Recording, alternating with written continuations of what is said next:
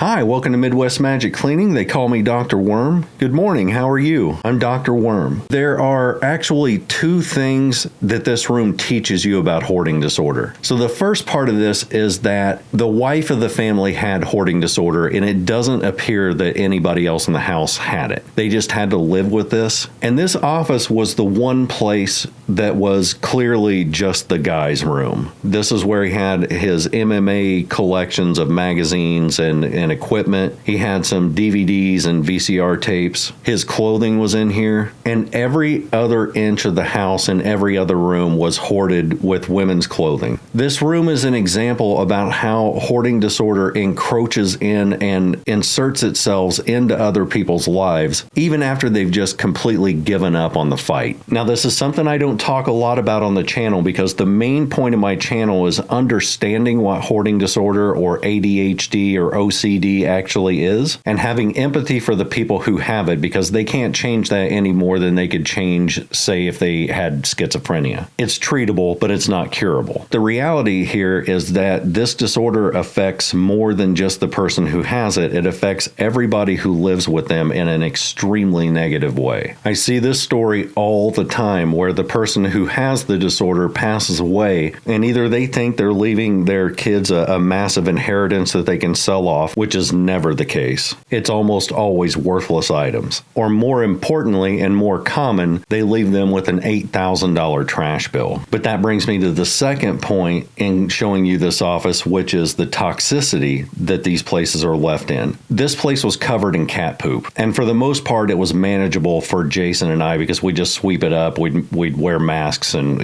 gloves, and we'd get rid of it. There was a cat litter box upstairs that was so heaped you could tell that it hadn't been changed in probably ever. The cats either weren't allowed outside or they didn't go outside, so they just pooped wherever they were standing. However, cats tend to find one place that they can go and then continue using that. And in this room, it was that closet, and we didn't realize it until Jason was cleaning out the bottom of the closet, pulled up a shirt or a piece of clothes, and a massive amount of cat poop fell out, like gallons of it. Again, this is a neuropsychological disorder, so I'm not bagging on the person who had it. I'm not blaming them for destroying a life or lives. I'm just letting you know how it affects everybody else who lives there, because this is a story that I see over and over and over again. When she passed, they just had to leave. I mean, the expenses of cleaning this up is massive, and 5 weeks is what it took Jason and I to do it, and we know what we're doing. It really is heartbreaking, but it's as frustrating as it is heartbreaking to see these lives destroyed by this disorder.